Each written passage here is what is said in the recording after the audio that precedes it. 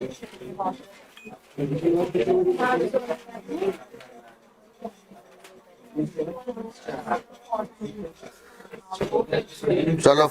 ए भाई साहब,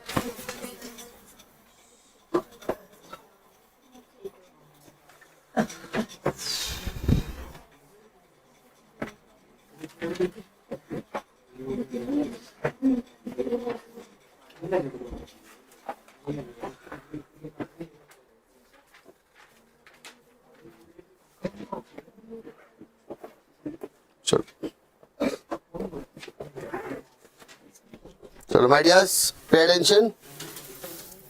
जैसा कि आप सभी को मालूम है, अपना टारगेट बेस्ड ओरिएंटेशन है, क्योंकि आज मराठी का पेपर भी है तो बहुत ज्यादा हेडेक नहीं लेंगे।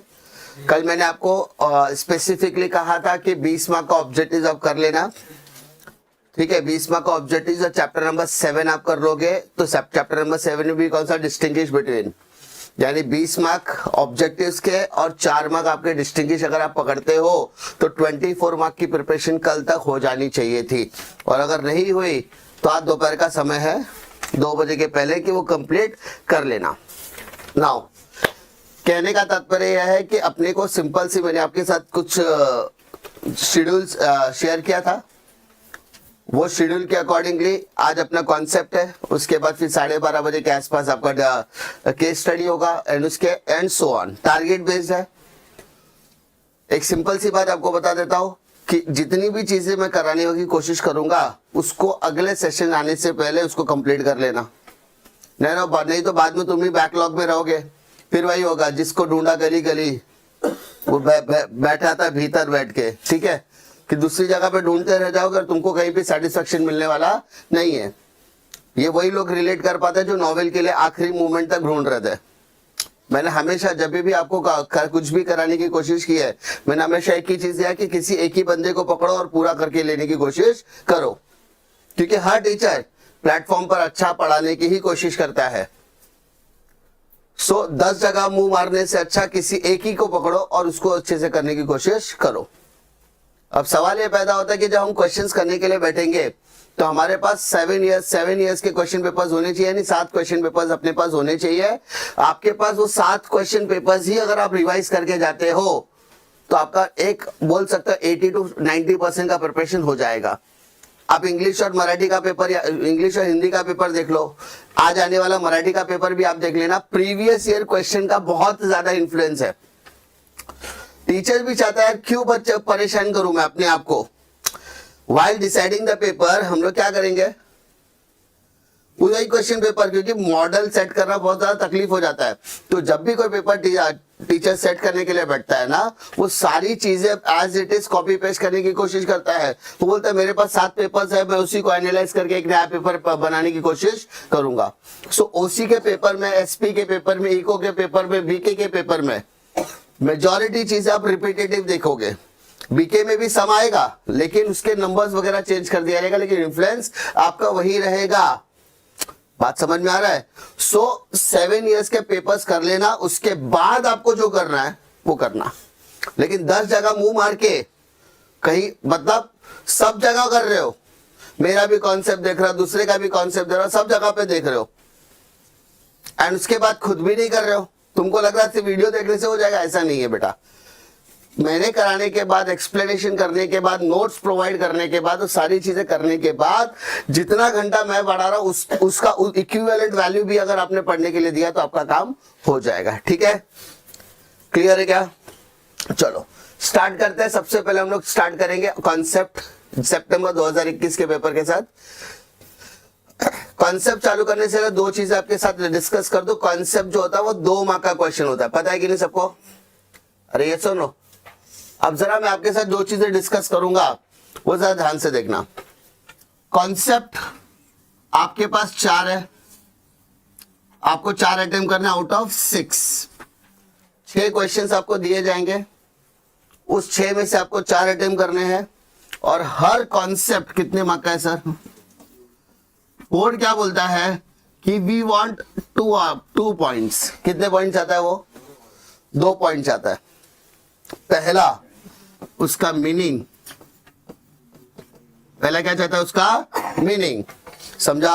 पहला क्या चाहता है उसका मीनिंग, सिर्फ मीनिंग। मान लो क्वेश्चन दिया व्हाट मैनेजमेंट, तो पहले बताओ व्हाट इज मैनेजमेंट, फिर पूछा बताने का मैनेजमेंट का क्या एस्पेक्ट है या मैनेजमेंट कहां पे इस्तेमाल। उसके अलावा तो मैनेजमेंट में कुछ भी लिख चलेगा, लेकिन पहला पॉइंट क्या होना चाहिए, मीनिंग। पूछा e business, what is e business, e business means electronic business. अरे हाँ है ना, तो पहले पॉइंट में उसका मीनिंग होना चाहिए, दूसरे पॉइंट में तो कुछ भी लिख चलेगा, बट पहला पॉइंट आपका स्पेसिफिकली क्या होना चाहिए, मीनिंग का होना चाहिए।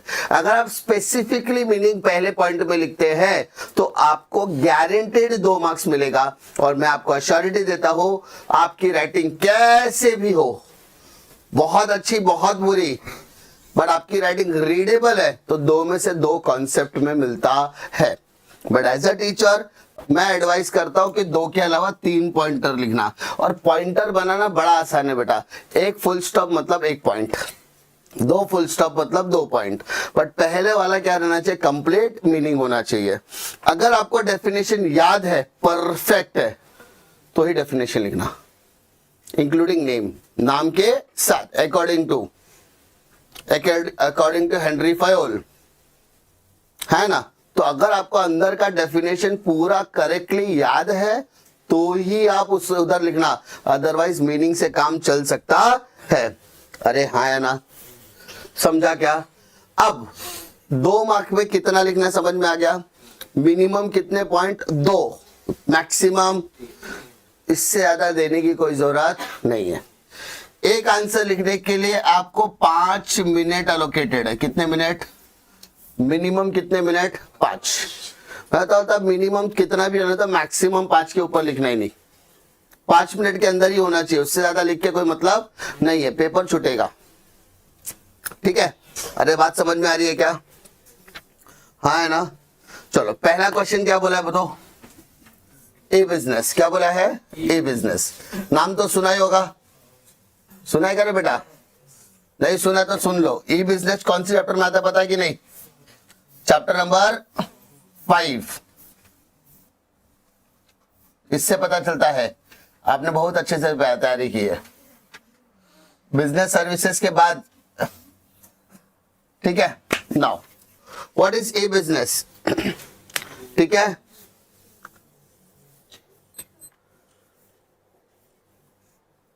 क्लियर है क्या। नाउ ई बिजनेस, सबसे पहला पॉइंट आएगा, what is e business. E business means electronic business, the business which is doing on a electronic mode is called as e business. E business क्या होता है सर, ऐसा बिजनेस जो हम लोग कहां कर रहे हैं सर, इलेक्ट्रॉनिक मोड पे कर रहे हैं। कहां कर रहे हैं अपन, इलेक्ट्रॉनिक मोड पे, इसको क्या बोलते हैं अपन, ए बिजनेस बोलते हैं। अरे समझा क्या, फिर से बोल रहा हूं, what is e business, e business means electronic business, full stop, continue. The business which are doing on electronic mode is called as e business. दो हो गया तुम्हारा first point. Now come to the second point. E business के 2-3 examples है, तो है ना, www.amazon.com हो गया, OLX हो गया, फ्लिपकार्ट हो गया, ये सब ई बिजनेस ही तो है जो इलेक्ट्रॉनिक तरीके से क्या किए जा रहे हैं।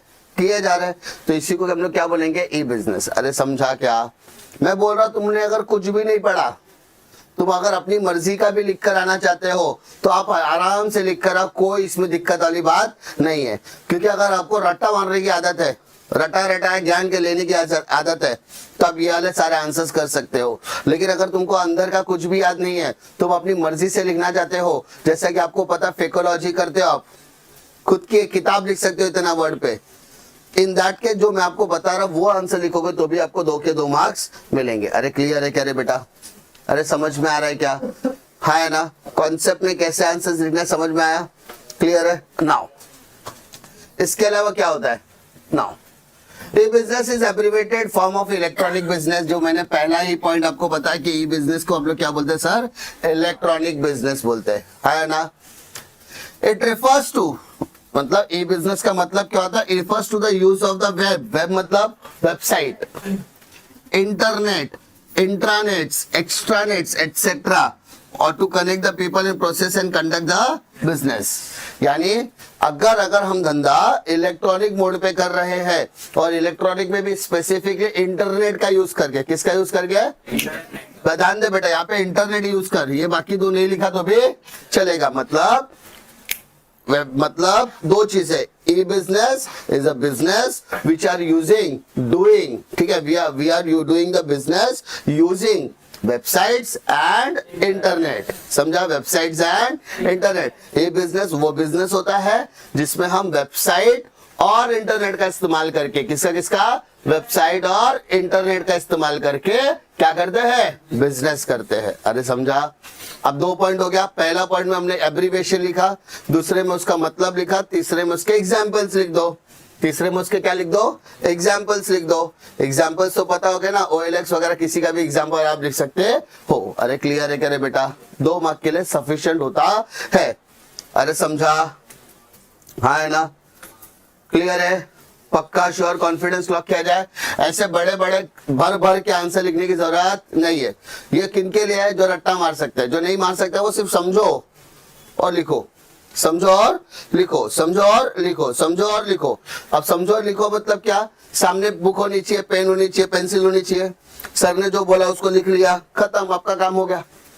अब तुझे हाई मारी करने क्या जाता तो भाई तू कर, समझा कि नहीं। अगर तू स्मार्ट बंदा है, तुझे पता कि मेरे को कम से कम टाइम में मेरा उसी का पेपर होना चाहिए या 3 घंटा 10 मिनट के अंदर मेरा पूरा पेपर कंप्लीट होना चाहिए, तो आप ऐसी तरीके से प्रिपरेशन करोगे। अरे समझा। Now come to the next question. पक्का। नेक्स्ट आ जाओ, स्टाफिंग। क्या बोलते बेटा, अरे स्टाफिंग के अंदर कुछ वर्ड्स इंपॉर्टेंट है बेटा। क्या इंपॉर्टेंट है, आपने ऑब्जेक्टिव्स किया होगा तो आपको कुछ वर्ड्स मिलेंगे फिल मैच द कॉलम में, याद है। स्टाफिंग का मतलब क्या होता है, appointment of a right person for the right job. क्या बोला बोल, appointment of a right person for the right job, appointment of a right person for the right job, appointment of a right person for the right job. Staffing का मतलब होता है सही बंदे को सही समय पर सही काम देना, सही इंसान को सही समय पर सही काम देना। Appointment of a right person for the right job. Mummy को पता है सुबह उठ के नाटक करने वाली है, तो उसको सुबह जल्दी उठाने का, बर्तन घसने लगाने का। Appointment of a right person for the right job. बेटा नालायक है, काम कुछ करता नहीं है, उसको पैसा दे देने का, उसको लगा मार्केट से सामान लेके आ। Appointment of a right person for the right job. ऐसा होगा कि बेटे एक काम कर, तू राशन लेके आया, तू सामान लेके आया, बेटा तू बर्तन घस। इसको पता है, इसको इसका मन विचलित है, बाहर घूम के आएगा, तो घूम के आएगा तुझा बेटा, तू घूमते घूमते क्या कर, सामान भी खरीद के लेकर आ। स्टाफिंग इंपॉर्टेंट है, लेकिन इंपॉर्टेंट क्या है, सही इंसान को सही जगह का सही काम देना। अरे क्लियर है क्या रे बेटा, appointment of right person for the right job. अरे क्लियर है क्या। अच्छा उसके क्या है, कर तो दिया बट उसको बताना भी तो पड़ेगा भाई करना क्या है। अरे स्टाफिंग के अंदर आपको लोगों को एक्सप्लेन भी करना पड़ेगा। सर क्या एक्सप्लेन करना पड़ेगा, कुछ चीजें क्या, कि भाई तेरे को काम कैसे करना है। So it refers to the process कि आपको अट्रैक्ट करना है, भाई बुलाओ, रिक्रूट करो, काम पे रखो। अट्रैक्टिंग रिक्रूटिंग, क्या बोला, अट्रैक्टिंग रिक्रूटिंग। उसके साथ साथ क्या देना है, ट्रेनिंग। भाई काम ऐसे किया जाता है, आपको ये सारी चीजें फॉलो करनी पड़ेगी। अट्रैक्टिंग करने के बाद क्या करना, उसको डेवलप करना है। हाँ अब आप तैयार हो करने के लिए। फिर अच्छा काम किया तो उनको क्या करने का, अप्रिशिएट करने का, अप्रेज करने का। और अगर बहुत अच्छा काम है तो उसको आप रेम्यूनरेट भी कर सकते हैं, पैसा भी दे सकते हो। लेकिन पैसा कैसे होना चाहिए, सब प्रॉपर होना चाहिए। फेयर वेजेस, कौन सा वेजेस, फेयर वेजेस, कौन सा वेजेस, फेयर वेजेस। अरे क्लियर है क्या, सबसे इंपॉर्टेंट यही होता है, right person at a right job with the right pay. क्या बोला बेटा, right person at a right play, जो right job with the right pay. सही व्यक्ति को, देखो सही व्यक्ति को सही काम देना, लेकिन अच्छा पे यानी राइट पे के साथ। यही स्टाफिंग का सबसे बड़ा मकसद होता है। Appointment of a right person for the right job with a right पे। अरे समझा, अरे समझा क्या, क्लियर है क्या रे बेटा, हाँ है ना, डिफिकल्टी है क्या, क्या लिखना है सर, वापस से बोल रहा हूं। Staffing, staffing is a process of recruiting a people for the right person, for the right job at a right pay. Full stop. It is a process in which it includes attracting, recruiting. 2-4 word भी याद किया तो भी काफी है. Attracting, recruiting, training और last में लिख दिया रेम्यूनरेटिंग. 4 चीजें. अरे बुलाओ, पहले क्या करने का, लोगों को बुलाओ, उनको काम पे रखो, काम पे रखने के बाद ट्रेनिंग दो और ट्रेनिंग देने के बाद क्या करो, रेम्यूनरेट करो. 4 चीजें इंपॉर्टेंट है बेटा. आओ, पहले आओ, ठीक है, हम तुमको काम पे रखेंगे, रिक्रूटमेंट. उसके बाद हम आपको ट्रेनिंग भी देंगे, ट्रेनिंग, और जब आप काम सीख जाओगे तो हम आपको पैसे भी देंगे, रेम्यूनरेटिंग. 4 चीजें तो इंपॉर्टेंट है. And the objective of staffing is to pay right pay. सही मतलब मेन क्या काम है उनका, सही समय पर सही व्यक्ति को रख तो दिया, बट उनको अच्छा खासा फेयर रेम्यूनरेशन मिलना चाहिए. अरे क्लियर है करे बेटा? हाँ है ना? श्योर, कॉन्फिडेंस, समझ में आ रहा है सबको? क्लियर है? Now next question, outsourcing. What is outsourcing? अब ध्यान दो, आउटसोर्सिंग समझ में आता है? सिंपल सी भाषा समझाता हूं. आपने शादी का माहौल देखा है ना? शादी में जो कैटरिंग का काम रहता है वो आप खुद संभालते हो कि दूसरे को देते हो? दूसरे को देते हो. एक बंदा है जो शादी करने जा रहा है, वो दूल्हा भी बनेगा, वो घर का काम भी करेगा क्या? नहीं करेगा. वो मंडप का डेकोरेशन भी खुद करेगा क्या? नहीं करेगा. वो कैटरिंग का काम भी खुद करेगा क्या? नहीं. तो शादी या कोई भी इवेंट होता है, जब कोई भी बड़ा इवेंट होता है तो मेजॉरिटी काम को हम दूसरों को दे देते हैं. अब मैंने जो काम दिया है दूसरों को, वो काम करने में वो बंदा ऑलरेडी क्या है, माहिर है. अरे मैंने कैटरर को बोला तू मेरे यहाँ पे कैटरिंग का काम संभालेगा का? वो बोलेगा हाँ मैं संभालूंगा. अब वो बंदा अपने फील्ड में क्या है, माहिर है. अरे समझा आप? वो बंदा, वो पर्टिकुलर पर्सन, वो पर्टिकुलर एक्टिविटी में क्या है, माहिर है, एक्सपर्ट है. तो उसको ये काम करने में प्रॉब्लम आएगा क्या? नहीं. दूसरा, मुझे चीजों को ऑर्गेनाइज नहीं करना पड़ेगा उस चीज के लिए, उसके पास ऑलरेडी सारी चीजें ऑलरेडी अवेलेबल होगी. अरे बर्तन उसके पास होगा, प्लेट्स अवेलेबल रहेगा, चम्मच से लेकर सब कुछ उसके पास अवेलेबल रहेगा. मुझे ज्यादा मगजमारी करनी नहीं पड़ेगी क्योंकि वो बंदे को वो काम का एक्सपीरियंस भी अवेलेबल है और मुझे बदले में उसे क्या देना, कुछ पैसे देने हैं. तो आउटसोर्सिंग का मतलब क्या होता है? बिजनेस अपने काम को 2 पार्ट में डिवाइड करता है. मेरे बिजनेस के लिए क्या जरूरी है और क्या जरूरी नहीं है. Core activity, non core activity, core activity, non core activity, core activity और नॉन कोर. तो अगर कोर एक्टिविटी है तो वो तो मैं करूंगा, मेरा काम पढ़ाना है तो मैं पढ़ाऊंगा, कोर एक्टिविटी. हाँ है ना? मेरा काम क्या है, पढ़ाना, तो मैं पढ़ाऊंगा, मेरी एक कोर एक्टिविटी है. लेकिन पिकनिक ले जाना मेरा काम है क्या? नहीं. लेकिन लेके जाता हूं. लेकिन जो नॉन कोर एक्टिविटी है वो मैं किसी एजेंट के थ्रू करूंगा ना, तो ये क्या हो गया, आउटसोर्सिंग हो गया. क्या हो गया? आउटसोर्सिंग. बिजनेस जब अपनी नॉन कोर एक्टिविटी को किसी स्पेशलाइज एजेंसी को दे देता है तो उस एक्टिविटी को कहते हैं हम लोग आउटसोर्सिंग. अरे क्या समझा? क्लियर है? करेगा? क्लियर है मैं क्या बोल रहा हूं? जब हम लोग अपना कोई काम किसी और पर्सन को डाइवर्ट कर देते हैं जो वो काम करने में ऑलरेडी क्या है, माहिर है, तो उसको हम लोग क्या बोलते हैं, आउटसोर्सिंग. फॉर एग्जाम्पल आप कहीं पे जा रहे हो, हाँ कहीं पे आप शिफ्ट हो गए. आप शिफ्ट होने के बाद आपको पता है आपको काम धंधे पे ज्यादा फोकस करना है. अब खाना बनाना आपका फोटो है नहीं, आपको ज्यादा इंपॉर्टेंट खाना बनाना नहीं आता है, तो आप क्या करते हो, आप टिफिन सर्विस वाले को लगा देते हो. टिफिन सर्विस वाला क्या करता है, दिन में 2 बार आपको खाना पहुंचाता है, बदले में आप उसको क्या देते हो, पैसा. अब आप उसको पैसा दे रहे हो क्या करने के लिए, टिफिन सर्विस प्रोवाइड करें. तो टिफिन सर्विस की जो काम है वो आपने क्या किया, आउटसोर्स किया है ताकि वो आपको आपके नीड के हिसाब से जरूरत पूरी करे. अरे क्लियर है? तो आउटसोर्सिंग का मतलब होता है किसी भी स्पेशलाइज एजेंसी को उसका काम सौंप देना जो आपके बिजनेस की नॉन कोर एक्टिविटी है. कौन सी? नॉन कोर एक्टिविटी है. क्लियर है करे बेटा? Outsourcing is the process of allocation a specific business process or function to specialist external service provider or agency to the certain monetary consideration. सबसे best example catering याद रखना. तुम्हारी शादी भी होगी तो मंडप लगाने वाला तुम ही रहोगे क्या? चले बम्बू, चल कुदाल ले खोद, बम्बू गाड़ते अपन ही नहीं. उसके लिए तुम मंडप कीपर को बुलाओगे, मंडप डेकोरेटर को बुलाओगे, वो आप उसको पैसे दो, वो सारा मंडप खड़ा करके देगा. लाइटिंग, घर की लाइटिंग नहीं करनी है, मोहल्ले की लाइटिंग करनी है, तो उसके लिए तो खुद ही लाइटिंग खरीद के लाएगा क्या? नहीं. डेकोरेशन वाला करके देगा ना सब, डेकोरेशन वाला बदले में क्या लेगा रे, पैसा लेगा, समझा। तेरे पास घर में 100 कुर्सी होगी क्या, मंडप वाले को बोल 100 कुर्सी लेकर आ जाएगा, वो 200 कुर्सी लाएगा, 1000 बोले तो 1000 कुर्सी भी लाएगा। तो वो क्या है सर, उस काम में स्पेशलिस्ट है। तो आप अपना काम क्या करते हो, उसको डाइवर्ट कर देते हो, बदले में वो कुछ पैसे लेता है, दैट्स इट। सो आउटसोर्सिंग का मतलब होता है काम को दूसरों को दे देना, बदले में कुछ पैसे देना। क्लियर है क्या आउटसोर्सिंग, क्लियर है फर्स्ट लाइन, हाँ है ना, क्लियर है क्या।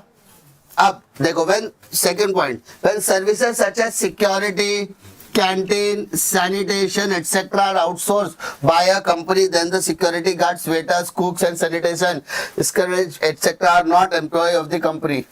एक सिंपल सी बात, तुम्हारा कॉलेज देखा है, तुम्हारे कॉलेज का मेन काम क्या है, पढ़ाना, पढ़ाना उनका मेन काम है, कैंटीन चलाना उनका मेन काम नहीं। तो वो क्या करता है, हर कॉलेज अपनी कैंटीन को किसी और को डाइवर्ट कर देता है, किसी और को आउटसोर्स कर देता है। अरे समझा, बदले में वो कैंटीन वाला जो अन्ना है वो पैसा देता रहेगा, है ना। तो इसको बोलता है आउटसोर्सिंग। क्या बोलते हैं बेटा, आउटसोर्सिंग। आपको कभी बाहर घूमने जाना है फैमिली के साथ, आपके पास गाड़ी नहीं है, आप क्या करते हो, टूर्स एंड ट्रैवल में कॉल करते हो, वो बोलता है ठीक है मैं कितनी सीटर गाड़ी चाहिए, बोला 4 सीटर, बोले भेज दिया उसने, बदले में वो क्या लेगा, पैसा लेगा।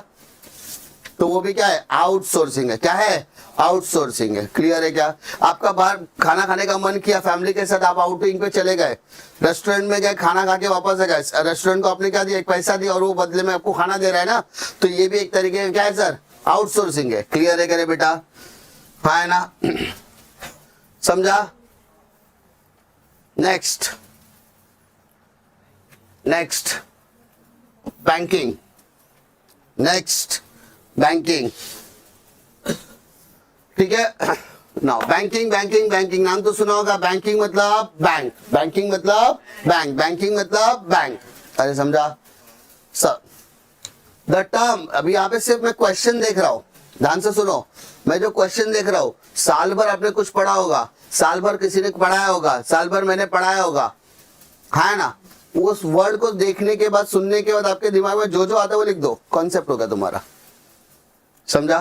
तुमको 2 4 5 बैंक के नाम भी आता है, वो भी लिख दे एग्जाम्पल में, चलेगा, वो भी बैंक ही है, reserve Bank of India, state bank of India का सब लिख दे, 4 5 एग्जाम्पल ही तो लिख रहा है तू। ये नहीं कि पता चला बैंकिंग का मतलब 1 लाइन में लिखा, एग्जाम्पल 6 लाइन में लिखा, ऐसा भी मत करना रे बाबा, है ना। और सर ने बोलता एग्जाम्पल लिखने का, तो तुमने चालू कर दिया reserve Bank of India, comma state bank of India, comma bank of India, comma bank of Maharashtra, comma देना बैंक, लेना बैंक, इसका बैंक, उसका बैंक, उसका बैंक, बाजू वाले का बैंक, इसका लिखते गए, और पता था 11 12 लाइन में खाली बैंक का ही नाम लिख दिया। ऐसा भी मत करना, समझा। 2 3 एग्जाम्पल सफिशिएंट होता है एग्जाम के लिए, ठीक है। Now, the term bank is derived from the French word. Objectives के लिए आता है बेटा, objectives के लिए आता है। अरे समझा, अरे क्लियर है, सबके एग्जाम्पल्स बता रहा हूं। जैसे आउटसोर्सिंग में मैंने क्या एग्जाम्पल बताया, कैटरिंग सर्विसेज ले लो, मंडप कीपर की सर्विसेज ले लो, है ना, क्लीनिंग स्टाफ की सर्विसेज ले लो, ये सब क्या आउटसोर्सिंग है। तुम्हारे कॉलेज में झाड़ू पोछा कौन लगाता है, हाउसकीपर आता रहेगा, तो हाउसकीपर बेचता कौन है, वो की एजेंसी बेचती है। तुम्हारे कॉलेज में सिक्योरिटी गार्ड कपड़ा वपड़ा पहन के जो खड़ा रहता है, वो एजेंसी, कॉलेज हायर नहीं करता उनको एजेंसी हायर करती है।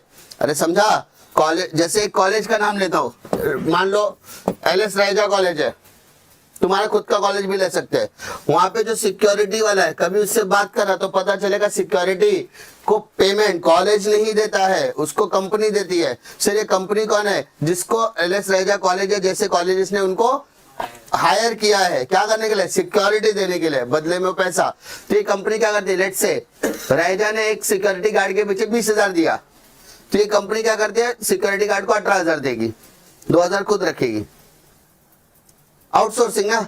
आपको तुम लोग सब रहेगा, खुद का भी तो सिक्योरिटी रख सकता है, बोले हाँ रख तो सकता है, लेकिन उसको 18,000 में कोई बंदा मिलने वाला नहीं है, 20,000 में भी नहीं मिलेगा। जब आप किसी प्राइवेट इंसान को ढूंढते हो ना, अरे चलो हमारे कॉलेज का चौकीदारी वगैरह कर दो, अरे भाई हम 25,000 लेंगे, लेकिन ये जो कंपनी को दिया रहेगा वो स्पेशलाइज एजेंसी है। बोले सर आपको सिक्योरिटी चाहिए, मैं आपको सिक्योरिटी भी दूंगा, इवेंट के टाइम पे बाउंसर्स भी प्रोवाइड करूंगा, मैं आपको झाड़ू पोछा करने के लिए भी दूंगा, आपको टॉयलेट साफ करने के लिए भी क्लीनर मेरे पास अवेलेबल है, आप खाली बोला आपको कितने लोग चाहिए, है ना। तो ये एजेंसी स्पेशलाइज है। तो ये क्लीनिंग सर्विसेज, क्लीनिंग एजेंट्स या क्लीनर्स, ये सब क्या आउटसोर्सिंग के एग्जांपल्स हो सकते हैं। अरे क्लियर है करे बेटा। Now बैंकिंग पे आ जाओ। बैंकिंग का term, the term bank is derived from the French word banco। ओ भाई साहब क्या बोला बैंको, जिसका मतलब होता है बेंच। जिसका मतलब क्या होता है? देखो कभी भी बैंक में जाओ, कितने लोग बैंक गए? बैंक गए, बैंक में सबसे पहले आपको आदमी से पहले बेंच का सामना करना पड़ता है। डेस्क लगा रहता है ना, उस डेस्क के वो साइड का बैंक बैठते हो और ये साइड आप बैठते हो, बेंच। क्लियर है? जहां पर क्या होता है? फाइनेंशियल ट्रांजैक्शंस होते हैं। तो in olden days money lenders used to display coins and currencies on the table or benches for the purpose of lending or exchanging. पुराने जमाने में क्या होता था? एक डेस्क के ऊपर कॉइन्स और वगैरह रखे जाते थे ताकि आप खरीदो और बेचा जा सके। An organization which is dealing with the money is called bank। यानी ऐसी कंपनी, ऐसा ऑर्गेनाइजेशन जो किस में डील करता है सर? पैसे में, उसको क्या बोलेंगे? बैंक। अरे क्लियर है करे बेटा। अब बैंक का सिंपल सा मतलब बेटा, bank, banking, bank is a financial institution। क्या बोला बेटा? Bank is a financial institution which deals in a money, which deals in a money, which deals in a money। अरे है ना, which deals in a money for accepting the deposit and lending of loans। accepting the deposit, lending the loan। पैसा लेने का भी काम करते हैं और पैसा देने का भी। अब एक्सेप्टिंग द डिपॉजिट में 4 तरीका है, saving account, current account, fix deposit, recurring deposit. और पैसा देने का टाइम यानी लोन। लोन वो किसी को भी दे सकते हैं ना, अगर आप एलिजिबल हो तो आपको लोन दिया जाएगा। Full stop. हो गया तेरा आंसर। और लास्ट में थर्ड पॉइंट में क्या लिखने का? एग्जाम्पल। खत्म। अरे वापस बोल रहा हूं, the word bank is derived from the French word banco which means bench. Full stop. Second point, bank is a financial institution which deals in a money for accepting deposit and lending of money। Full stop। Third example। खत्म। Short, sweet and मजेदार। Clear है करे बेटा? बड़े बड़े बड़े बड़े। अब देखो उसके आगे जो आता है लिख दे। सर चेक देता है, सबको लिख दे, तेरी मर्जी। नाउ कम टू लोक अदालत। नाम सुना है? कभी कभी लोक अदालत नहीं देता है, पीपल्स कोर्ट देता है। तो दोनों का मतलब सेम ही होता है बेटा, दोनों का मतलब सेम ही होता है।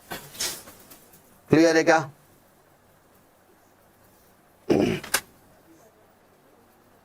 क्लियर है? श्योर कॉन्फिडेंस लॉक किया जाए? पक्का sure confidence? Now what is लोक अदालत? जितना मैं दे रहा हूं उतना काफी है बेटा। लोक अदालत is one of the important way of mean of consumer protection। लोक अदालत is also called as people's court established by the government। ठीक है, established by the government to settle the dispute by the compromise। Government क्या बोलती है?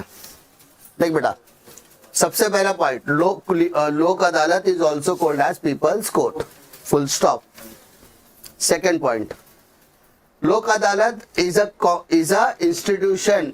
लोक Adalat is a institution, ठीक है, सेटअप बाय गवर्नमेंट। किसने बनाया सर? क्यों बनाया sir? To settle the dispute by compromise. समझा? उन लोग क्या बोलते हैं कि मान ले किसी कंपनी के बीच में और किसी कस्टमर के बीच में कोई मैटर हो गया। अरे हाँ, मैटर मतलब कोई डिस्प्यूट हो गया। जैसे मान ले तू बाटा शूज लेने के लिए गया। क्या लेने के लिए गया? बाटा शूज लेने के लिए गया। अब बाटा कंपनी में गया, बाटा के शूज खरीदने के लिए गया, तेरे को उधर उसने जबरदस्ती है ना, तेरे को छोटा साइज का शूज पकड़ा है। नहीं सर बहुत अच्छा लग रहा है सर, आपको एकदम परफेक्ट आ रहा है सर, एकदम मस्त ले लो। और घर पे आने के बाद आपने महसूस किया कि यार दिस शूज आर अनकंफर्टेबल। आप उसके पास गए रिटर्न करने के लिए, वो लेने से मना कर रहा है। तो तुम तो परेशान हो गए। तुम बोले वैसे भी काम धंधा नहीं, एक काम करते केस ही कर देता हूं। तुमने उसके ऊपर क्या कर दिया, केस कर दिया। अब बाटा कंपनी के ऊपर केस किया, बाटा को नोटिस आया कि भाई ऐसे ऐसे कस्टमर ने क्या किया है, कंप्लेंट किया है, तुमको बुलाया गया है। तो वहां पर डिस्प्यूट रिड्रेसल फॉरम यानी डिस्ट्रिक्ट फॉरम, स्टेट कमीशन और नेशनल कमीशन में हाजिर करने से पहले आपको कॉम्प्रोमाइज का मौका दिया जाएगा। आपको कॉम्प्रोमाइज का मौका दिया जाएगा। आउट ऑफ कोर्ट सेटलमेंट बोल दिया जाएगा। Out of court settlement, out of court settlement दिया जाएगा। वो आउट ऑफ कोर्ट सेटलमेंट कहां होगा, लोक अदालत में। अरे किधर होगा, लोक अदालत में। वहां पे बुलाया जाएगा, दोनों पार्टी को बैठाया जाएगा, दोनों की बातें सुनी जाएगी और बोला जाएगा कि मैटर को कोर्ट में लेके जाने के इधर सेटल करने का, बोला इधर ही करने का। इधर करने का मतलब लोक अदालत। अरे क्या बोलेंगे, लोक अदालत। अरे क्लियर है क्या, पक्का, हाँ है ना, समझा। एक बार इसको इतना रीड कर लोगे तो आपको हो जाएगा, क्लियर है। इसमें से को दो तीन चीज दिया है। In public sector, some organizations such as Railway, Maharashtra State Electrical Distribution Company, Maharashtra State Board, Insurance वगैरह वगैरह hold the लोक अदालत to resolve the problem through, ठीक है। लोक अदालत मतलब लोगों की बात सुनो और उसको उस मैटर को क्या करो, सॉर्ट आउट करो। क्लियर है करे बेटा, श्योर, कॉन्फिडेंस, हाँ है ना। आप अपने टेक्स्ट बुक से करोगे उतना सफिशिएंट है। मैं सिर्फ 2-3 चीजें बोल रहा हूँ। पहले लाइन में उसका मीनिंग और दूसरे में उसका एग्जाम्पल लिखा तो भी चलेगा। अगर आपको मीनिंग एक से ज्यादा लाइन पता है तो भी आपके लिए, जैसे Lok Adalat is also called as people's court, पहला point. Second point, Lok Adalat is the arrangement which is done by the to establish by central government या स्टेट गवर्नमेंट। अपने अपने स्टेट गवर्नमेंट या सेंट्रल गवर्नमेंट उसको क्या करती है, स्टैब्लिश करती है। To settle the dispute, to settle the dispute by compromise. Compromise मतलब मांडवली कराने का। कोर्ट में मैटर जाने से पहले, कोर्ट के पास ऑलरेडी इतना मैटर पड़ा है, तो एक काम करो, मैटर बाहर ही सॉर्ट आउट करो। बाहर सॉर्ट आउट के लिए लोक अदालत आ जाएगा। जैसे तुमने एक मूवी देखी रहेगी शाहिद कपूर की, मीटर, हाँ क्या बत्ती गोल मीटर चालू, ऐसा टाइप की मूवी। उसमें शाहिद कपूर क्या करता है, वो बिजली कंपनी के खिलाफ क्या करता है, कंप्लेंट कर देता है। पहले तो कंप्लेंट डायरेक्टली कोर्ट में नहीं करता वो, पहले वो एसपीटीएल के ऑफिस में जाता है ना। एसपीटीएल के ऑफिस यानी जो इलेक्ट्रिसिटी वाली कंपनी, उसको बताता कि ऐसी ऐसी प्रॉब्लम है, तो उन लोग नजरअंदाज करते हैं, है ना। तो वो उनके वहां पे जाता, प्रॉब्लम सॉल्व नहीं होती है। इन दैट केस वो क्या करता है, फिर कोर्ट की तरफ जाता है। तो पहले वो जहां पर गया, अपनी याचिका जाहिर की कि मेरे को ये प्रॉब्लम है, तो वो लोक अदालत उसकी बात को रिजॉल्व करने का कोशिश करेगा, कॉम्प्रोमाइज करने की कोशिश करेगा। अगर वहां से मैटर सॉर्ट नहीं हुआ तब जाके मेन कोर्ट पे जाने वाला है मैटर। क्लियर है करे बेटा। Now come to the next one, mental revolution. अरे क्या है सर, मेंटल रिवॉल्यूशन। ये आप मालूम है ना आपको, चैप्टर नंबर 1 का है, पक्का। What is mental revolution, what is mental revolution. Mental revolution was introduced by F W. Taylor. F W. Taylor, clear है। इसका एग्जैक्ट मतलब क्या होता है,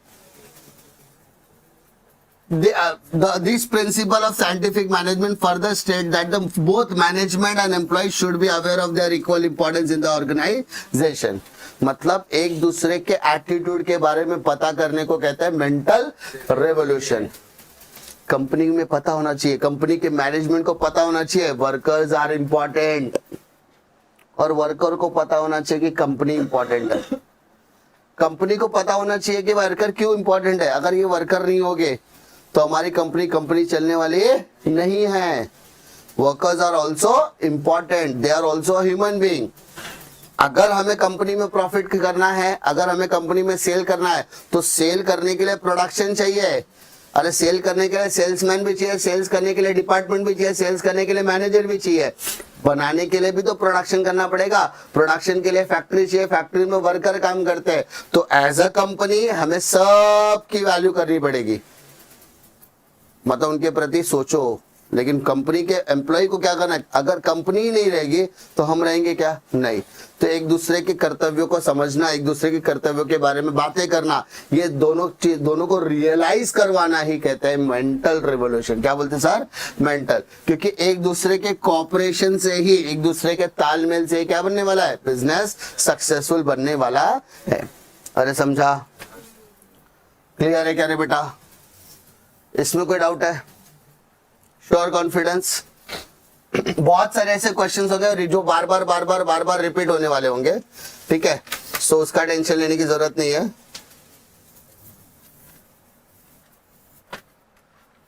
चलो now come to the next. Esprit de corps नाम सुना होगा, एस्पिरिट डी कॉप्स, ठीक है। कहां सुना था पता है? प्रिंसिपल ऑफ मैनेजमेंट सुना था, हेनरी फॉल के 14 प्रिंसिपल ऑफ मैनेजमेंट में सबसे इंपॉर्टेंट क्या है? लास्ट वाला आखिरी पॉइंट आ रहा है, esprit de corps. Esprit de corps is also known as team work, full stop. एक पॉइंटर हो गया, हुआ कि नहीं हुआ? दूसरा, sir what is team work? हमने सुना होगा union is strength, esprit de corps means union is strength. अब यहां पर सबसे इंपॉर्टेंट क्या है कि this principle integrates and coordinates the individual and group effort to achieve the organisational goals. ये क्या बोलता है कि दूसरे के मतलब अगर आप कोई चीज अचीव करना चाहते हो तो आपके लिए पॉसिबल है क्या? नहीं। अकेले के दम पर बोलते ना अचीव करना पॉसिबल नहीं है। अरे क्रिकेट की टीम को भी अगर किसी चीज को हासिल करना है तो अकेले के दम पे होने वाला, तुम सोचोगे कि जसप्रीत बुमराह आएगा 10 के 10 विकेट लेके जाएगा, ऐसा होने वाला?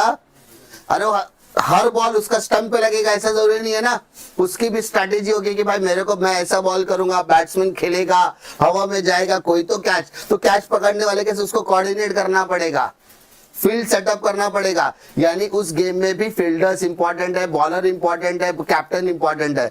यानी सिंपल सी बात है कि अगर आपको कोई चीज अचीव करनी है और वो चीज अचीव करने में अगर आपके पास डिफरेंट डिपार्टमेंट्स और डिफरेंट ग्रुप ऑफ पीपल है तो बट ऑब्वियसली आपको सबके साथ मिलकर काम करना पड़ेगा, क्योंकि जिसका जितना अच्छा टीम होगा वो टीम के जीतने के चांसेस उतने ज्यादा होंगे। अरे क्लियर है क्या रे बेटा? एस्पिरिट डी कॉप्स क्लियर है? सो सबसे पहले what this esprit de corps is also known as team work. It clearly means union is strength. This principle integrate and coordinate the individual and group effort. Individual and group effort. खुद का effort भी जरूरी है लेकिन group का effort भी जरूरी है। एक बंदा गाड़ी में बैठा है, गाड़ी उसके रास्ते में बंद पड़ गई, अब वो क्या कर रहा है? अंदर से कंट्रोल कर रहा है लेकिन पीछे से कोई धक्का मारने वाला भी तो चाहिए, तब जाके उसकी गाड़ी एक साइड में पहुंचाएगी या डेस्टिनेशन तक पहुंचने वाली है। इसी को बोलते हैं टीम एफर्ट। क्या बोलते हैं सर? Team effort. क्लियर है क्या रे बेटा? पक्का? सेकेंड है ऑर्गेनाइजिंग,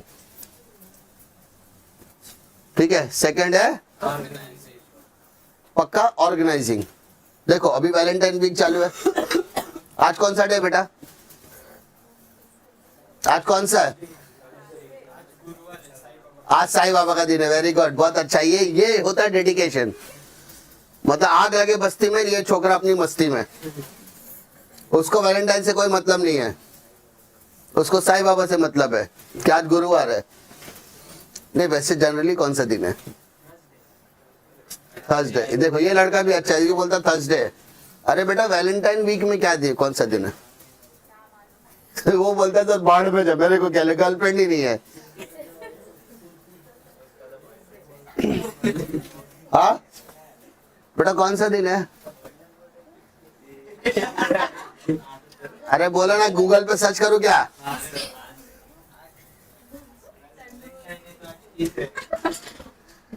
अच्छा वैलेंटाइन डे कल है, कल वैलेंटाइन डे तो पक्का मेरे को मालूम पड़ गया, बताओ मत। हाँ मैं समझ गया। तो सोचो ये आज के दिन के लिए तुमने 6 दिन स्ट्रगल किया होगा, चीजों को ऑर्गेनाइज किया होगा। एक दिन टेडी लाया होगा, एक दिन चॉकलेट लाया होगा, है ना? समझा? अरे बेटा ऑर्गेनाइजिंग का मतलब होता है अरेंजमेंट ऑफ थिंग्स। अरे बेटा ऑर्गेनाइजिंग का मतलब होता है अरेंजमेंट ऑफ थिंग्स। ओ बेटा organisation is a important function of management. अरे बेटा सब पहला पॉइंट यही लिखने का सब में। हाँ प्लानिंग आया तो भी लिखने का, planning is a important source of या इंपॉर्टेंट फंक्शन ऑफ। ऑर्गेनाइजिंग आया तो भी ये लिखो, स्टाफिंग आया तो भी लिखो, डायरेक्टिंग आया तो भी वही लिखो, सब में लिखने का। एक चीज कंफर्म बता रहा हूं, चैप्टर नंबर 1 का, चैप्टर नंबर 2 का गारंटी है आने वाला ये कॉन्सेप्ट। चैप्टर नंबर 4 का कॉन्सेप्ट कंफर्म आएगा पेपर में 100%। चैप्टर 1 का, चैप्टर 2 का, चैप्टर 4 का और चैप्टर नंबर 7 या फिर 8 दोनों में से एक। ठीक है, चैप्टर नंबर 7 या फिर 8। कभी कभी 7 का आता है, कभी कभी 8 का आता है, लेकिन 1 2 3 तो कंफर्म है, 1 2 और 4 तो कंफर्म है, बिना उसके कभी बना ही नहीं है। क्लियर है? पक्का? So organising is a process of क्या चीज sir? Identifying and bringing the required resources together such as man, money, material, machine, method. 5 M's। कितने M? पहला कौन सा? मैन। अरे man, money, material, man, money, material, machine, method. 5 चीजें बोला। Man, money, material, machine, method. Man, money, material, machine, method. Man, money, material, machine, method. 5 M को साथ में लेकर आने के प्रोसेस को क्या बोलते हैं सर? ऑर्गेनाइजिंग। अरे 5 चीजों को साथ में लेकर आने के प्रोसेस को क्या बोलते हैं अपन? ऑर्गेनाइजिंग। समझा भाई साहब?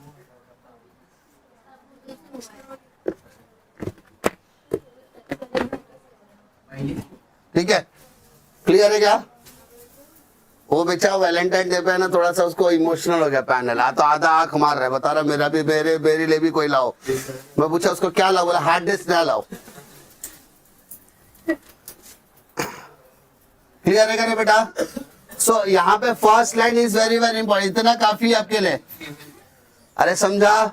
वापस बोल रहा हूँ, organising is a process of arranging the required resources, arranging the required resources such as man, money, material, machine and method to achieve organizational goals, to achieve organizational goals। हो गया तेरा organizing का मतलब। अरे काम तमाम। अरे हाय ना, मैं बड़े बड़े आंसर्स लिखने की जरूरत नहीं है, ये हमने ऑलरेडी किया। बैंकिंग पहला ही क्वेश्चन था, देखो कितना अच्छा है। डायरेक्टिंग भी आ गया इसी में, यहाँ पे एक आ रहा, वहां पे 2 आ गया कभी कभी। What is directing? पहला point, directing is a important function of management. हो गया, पहला पॉइंट खत्म। अब याद है fill in the blank, match the column में बार बार एक कुछ वर्ड आए डायरेक्टिंग के लिए। तो directing is a process of instructing, बताना, गाइड करना, communicate, inspiring, motivating, supervising the employee to achieve predetermined goals। काफी है बेटा। अरे बेटा डायरेक्टिंग का मतलब क्या होता है sir? Directing is a process of instructing. बताओ, कल तो तुमको 2 पेपर में बताओगा ना बेटा, ये तुम्हारा क्वेश्चन पेपर है, ये तुम्हारा आंसर पेपर है। आंसर पेपर में यहाँ पे सीट नंबर लिखो, बता रहेगा ना, कॉपी नहीं करना। तुमको पता है सेंटा क्रूज का एक महान कॉलेज है जो कॉपी केस में पहले नंबर पे आता है, पेपर में छपा भी था, नहीं बताऊंगा नाम। परसों लिस्ट, कल लिस्ट आया था न्यूज़पेपर में, बड़े बड़े पेपर में छपा था। हाँ, तो तुम्हारा कॉलेज भी सेंसिटिव एरियाज में हो सकता है। क्लियर है? ध्यान दो। So directing is a important function of management, पहला पॉइंट तो यही आएगा बेटा। दूसरा, it is a process of instructing.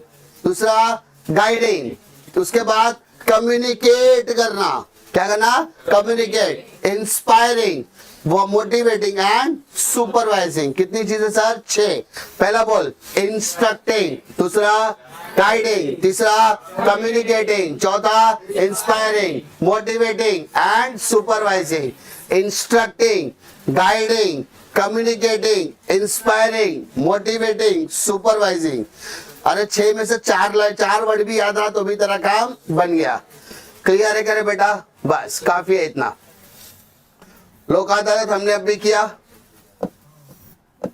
ना। सेंट्रल बैंक, बहुत सारी चीजें रिपीट हो रही है, चालू हो गई। देखो सेंट्रल बैंक नाम सुना है करे बेटा? इससे पहले सेंट्रल बैंक का नाम कहां सुना है? बैंक में। ओ वाओ, कितना अच्छा लड़का है। Now what is central bank?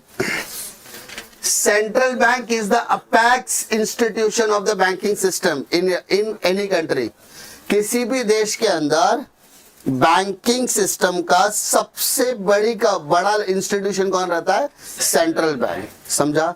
किसी भी बैंकिंग सिस्टम, किसी भी देश का बैंकिंग सिस्टम होगा, उस बैंकिंग सिस्टम का सबसे टॉप का जो होगा बैंक, उस बैंक को हम लोग बोलते हैं अपेक्स।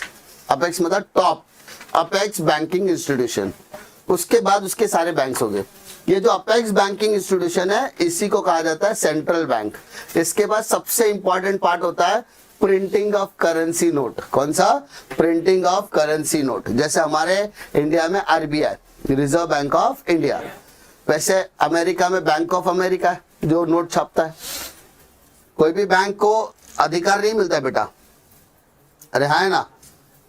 सो पहला सेंट्रल बैंक क्या बोलोगे?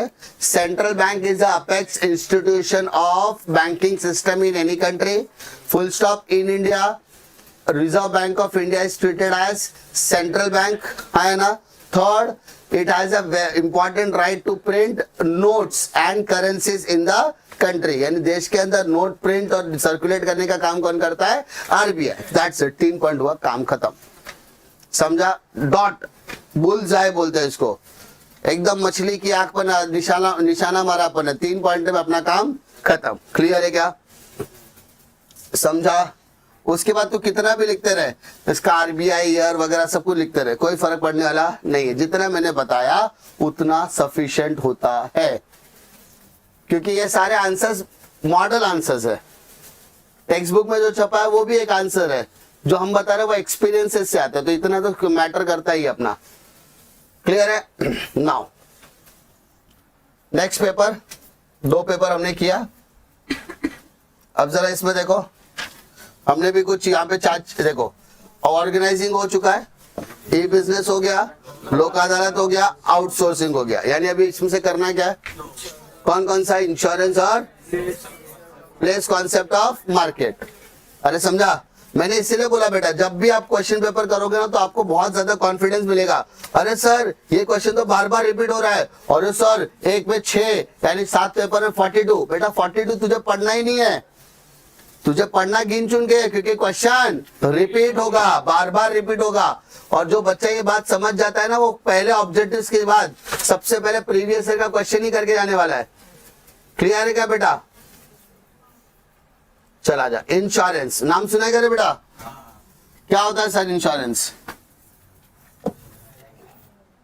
बाकी ये 4 अपन ने किया, इसलिए बार बार रिपीट नहीं करेंगे। देख बेटा, व्हाट इज इंश्योरेंस? ए बेटा व्हाट इज इंश्योरेंस? ए बेटा व्हाट इज इंश्योरेंस?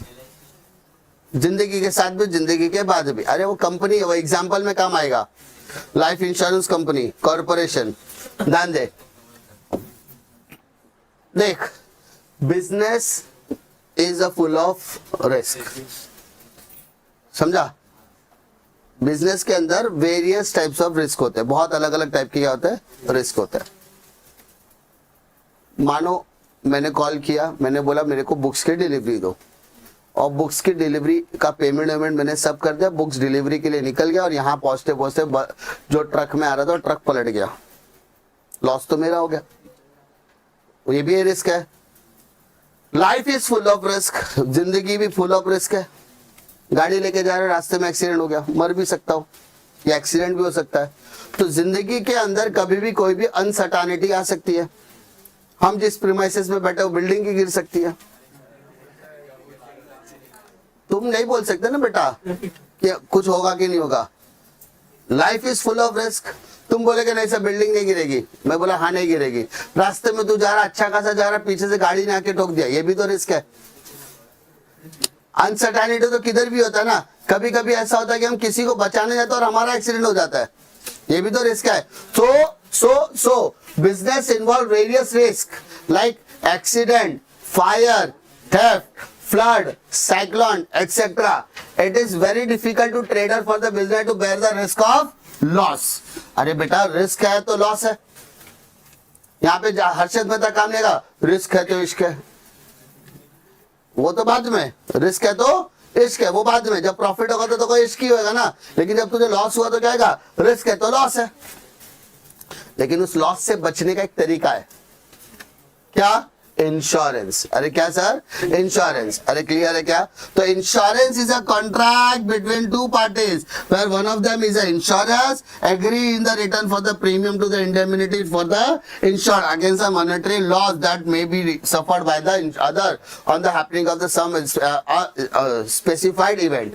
सिंपल सी बात है, insurance is a contract between two parties. मैं जो बोल रहा हूं वो लिख लोगे तो अच्छा रहेगा। Insurance is a contract between two parties, insured and insurer, insured and insurance, insured, समझा, इंश्योर्ड एंड इंश्योरर। वापस बोल रहा हूं, insurance is a contract between two parties, insured and ensure, ठीक है, फुल स्टॉप। वेयर, अभी इसके आगे दो लोगों के बीच कॉन्ट्रैक्ट हो रहा है, वेयर, वेयर, वेयर मतलब जहां, जहां मतलब कौन, दो पार्टी मतलब कौन कौन सी, समझा ना, इंश्योरर और इंश्योर्ड। तो इंश्योरर मतलब कंपनी होती है ना, तो insurer agree to claim the settle the claim in exchange of premium. अरे बेटा एक व्यक्ति होगा जो इंश्योरेंस लेगा, अरे एक व्यक्ति होगा जो इंश्योरेंस लेगा, वो इंश्योरेंस लेते समय हर महीने हर टाइम पर क्या भरेगा, प्रीमियम। और जब उसको लॉस होगा at the time of uncertain event, at the time of uncertain event, unfortunate event, the insurance company will going to pay the compensation या claim। अरे समझा? चल तेरे को नहीं समझ में आ रहा है इंश्योरर कौन है, इंश्योर्ड कौन है? मैं सिंपल बोलता हूँ, insurance is a contract between two parties, insurance company and the person, full stop. The person pays the premium on a stipulated time, एक पर्टिकुलर टाइम पे वो क्या पे करता है, premium, to cover the risk, to cover the risk from the unfortunate event, for the unfortunate event, full stop. At the time of unfortunate event, the insurance company will pay the claim to the person. Insurance company क्या पे करती है sir, claim, full stop, खत्म, इतना काफी है। Ensure और इंश्योर्डर में पढ़ने की जरूरत नहीं है, समझा? इंश्योरेंस क्या होता है सर, एक कॉन्ट्रैक्ट होता है जिसमें दो लोग होते हैं, इंश्योरेंस कंपनी और कंपनी लोग होता है, ठीक है। इंश्योरेंस जो व्यक्ति है वो हर महीने या हर एक पर्टिकुलर पीरियड पे क्या देगा, प्रीमियम पे करेगा। At the time of unfortunate event company क्या करेगी, उसको क्लेम देगी, दैट्स इट, काम खत्म, मामला हिट। समझा रहे बेटा? अरे हाँ है ना, क्लियर है क्या रे, क्लियर है, हाँ है ना। ई बिजनेस, उसके बाद हो चुका हमारा ई business. Now come to the next, place concept.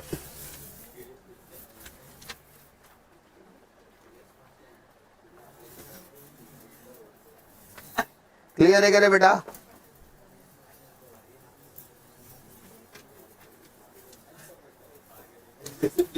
Next क्या दिया पहला,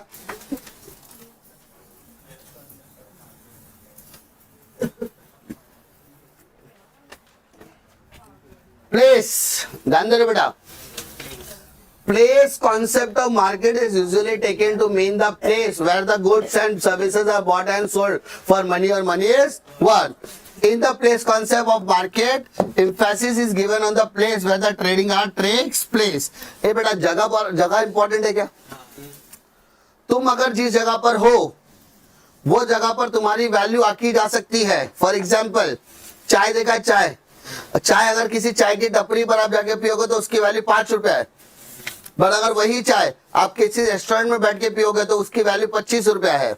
बट वही चाय अगर आप ताज होटल में आगे बैठोगे तो उसकी चाय की वैल्यू 750 रुपया है, यानी चाय की वैल्यू अलग है। उसी तरीके से पानी की बोतल देखो, हमारे आजू बाजू की दुकानों में पानी की बोतल 10 रुपए की मिलती है, वही पानी की बोतल एयरपोर्ट पर जाकर उसकी वैल्यू 100 रुपया हो जाती है। और यही पानी की बोतल जब 35,000 फुट की ऊंचाई पर जब हम एरोप्लेन में होते हैं तो उसकी वैल्यू 150, 200, 250 रुपए भी हो सकती है। क्यों?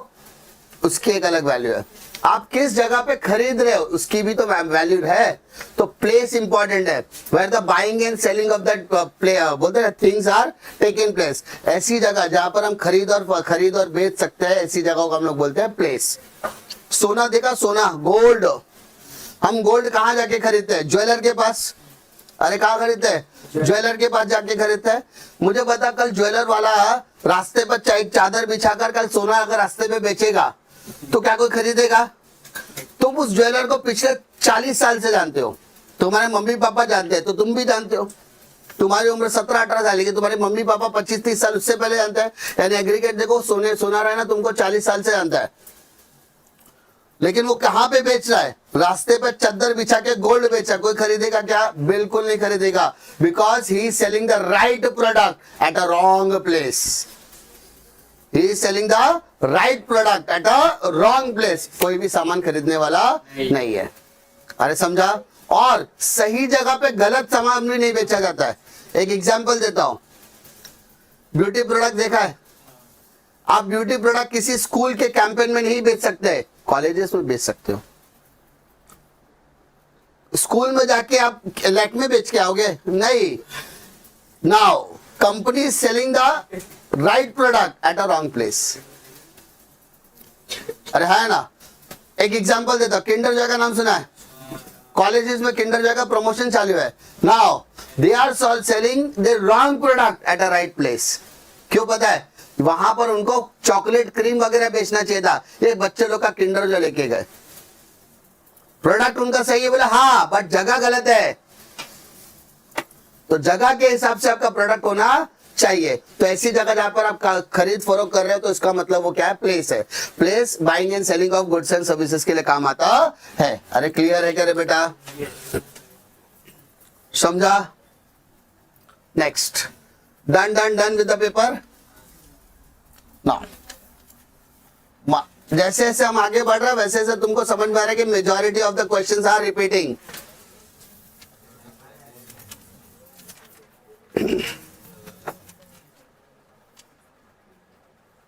Now pay attention.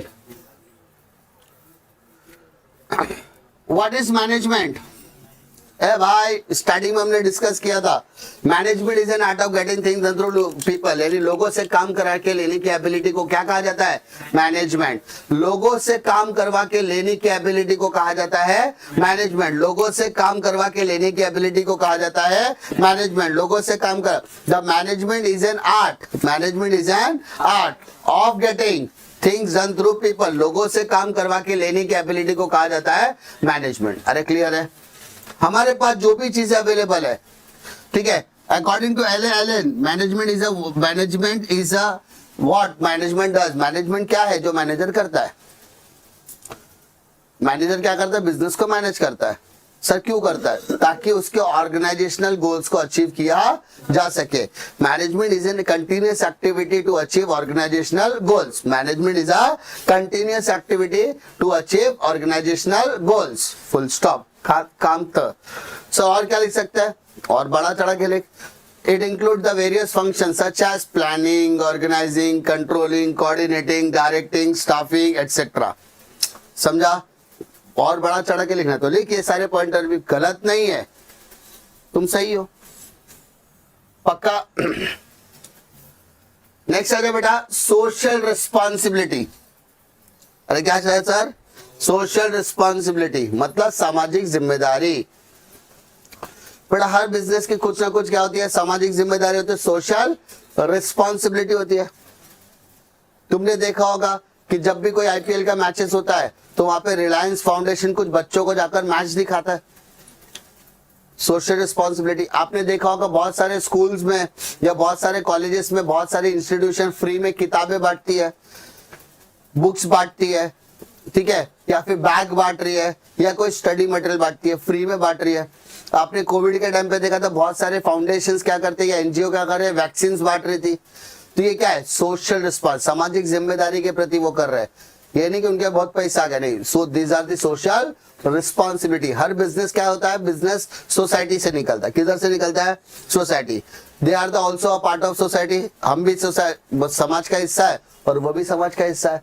तो जब तुमको समाज कमा के दे रहा है, सोसाइटी कमा के दे रही है, तो आपका भी धर्म क्या बनता है, आपका भी कर्म क्या बनता है कि आप उसको रिटर्न करो। तो उसको बोलते हैं सोशल रिस्पॉन्सिबिलिटी बोलते हैं। क्लियर है? So social responsibility is an obligation for the business organization to take those decisions, perform those activities which are desirable to fulfill the objectives and add values to our society. Society में कुछ value addition करने के लिए आपको ये सब करना पड़ेगा। अरे समझा? बोले सर करना पड़ेगा, नहीं कर सकते, नहीं किया तो चलेगा नहीं? नहीं चलेगा बेटा। टाटा नाम तो सुना होगा, टाटा फाउंडेशन या टाटा कंपनीज के बहुत सारे अच्छे अच्छे इनिशिएटिव्स है, जिसमें से टाटा मेमोरियल हॉस्पिटल नाम तो सुना होगा, जहाँ पे दुनिया भर के तुम अगर इंडिया में किसी भी कोने में अगर कैंसर पेशेंट हो और अगर आप चाहते हो कि वो आपको प्रिक्योर करके मिले, कवर करे, तो आप क्या करते हो? टाटा मेमोरियल हॉस्पिटल मुंबई में आते हो, वहां पर आपका इलाज फ्री में होता है। सो ये फुकट में करिएगा नहीं, ये under the head of social responsibility. समाज के प्रति वो समझते हैं कि उनकी जिम्मेदारी है कि समाज को कुछ रिपे किया जा सके। वाडिया हॉस्पिटल ये क्या है? सोशल रिस्पॉन्सिबिलिटी के through Wadia group of industries चलाते हैं। समझा? अरे है ना? क्लियर है? जितनी भी चीजें मैं आपको एक्सप्लेन कर रहा हूं वो सारी चीजें लिख देना, कोई दिक्कत नहीं है। कॉन्सेप्ट ऑफ ट्रस्टीशिप, ट्रस्टीशिप मालूम है ना? महात्मा गांधी जी ने कहा था क्या businessman are they trustees of the society. अरे क्या बोला था sir? Businessman are they trustees of the society, businessman are they trustees of the society. Objectives में आता है businessman are they dash of the society. 3 option दिया रहेगा, तो लिखने का ट्रस्टी। क्या लिखने का? ट्रस्टी। नहीं यकीन है तो ऑब्जेक्टिव्स पढ़ोगे तो तब तुमको समझेगा कि वहां पे एक डिस्टिंग्विश आता है, एक ऑब्जेक्टिव आता है ट्रस्टी वाला। Now trusteeship is a socio-economic philosophy that was propounded by Mahatma Gandhi. According to this principle of trusteeship, a business must be carried out in a trust, legally and morally, for the benefit and welfare of the people. Businessmen are treated as trustee of the society. जो मैंने आपके साथ अभी discuss कि businessman है ना, बहुत important role play करता है भाई। बिजनेसमैन को आप हल्के में नहीं ले सकते। वो इकलौता ऐसा व्यक्ति होता है जो विश्वास पर चलता है। वो अपने प्रोडक्ट को विश्वास पर बनाता है और लोगों को विश्वास दिलाता है कि आप मेरे प्रोडक्ट को क्या करो? इस्तेमाल करो। सो दे कैरीड द ट्रस्ट। आज कुछ भी हो जाए, लोग टाटा के प्रोडक्ट पे सवाल जल्दी उठा ही नहीं सकते, क्योंकि टाटा ने वो क्वालिटी के साथ पहले भी काम किया और आज भी वो काम कर रहे हैं। तो they build the trust in the product. Tata नाम नहीं, भरोसा है। तो ये क्या है? ट्रस्टीशिप है। ये क्या है सर? ट्रस्टीशिप। क्लियर है? इतना लिखा तो भी सफिशिएंट है। फिर आ जाओ, जनहित याचिका नाम सुना है? पब्लिक लिटिगेशन, पब्लिक लिटिगेशन या इंटरेस्ट लिटिगेशन बोल सकते हैं। जनहित याचिका, that is public interest litigation, is a legal action initiated in a court of law in regard to the matter of general public interest. Under this, any person can approach the court of law in the interest of the public and ask for justice.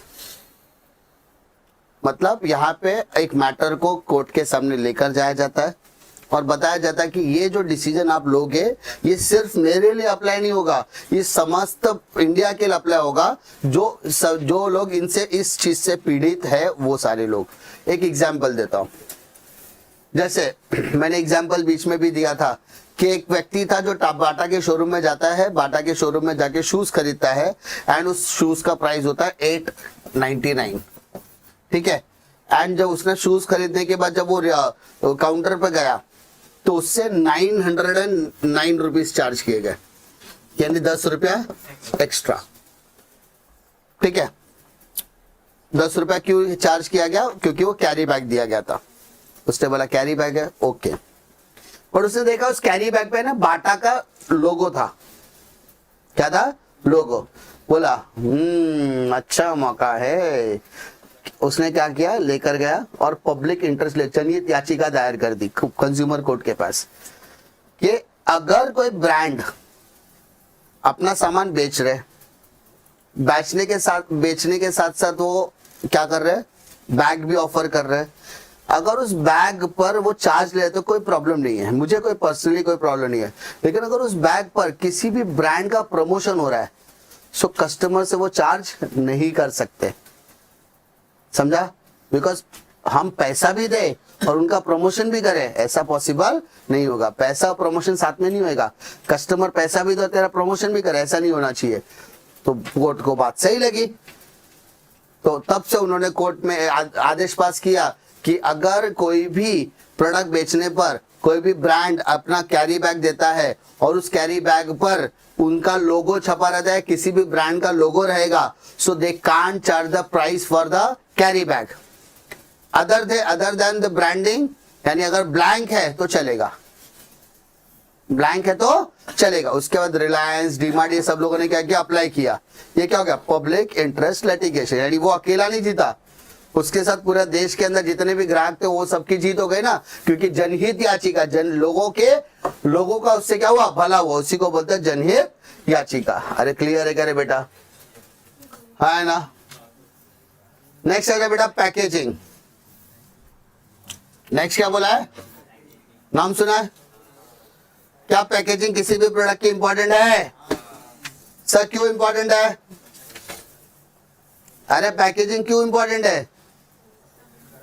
अरे packaging आपके product को safe रखता है, packaging आपके product को safe रखता है, protect करता है, और साथ ही साथ आपका प्रोडक्ट अट्रैक्टिव भी होना चाहिए।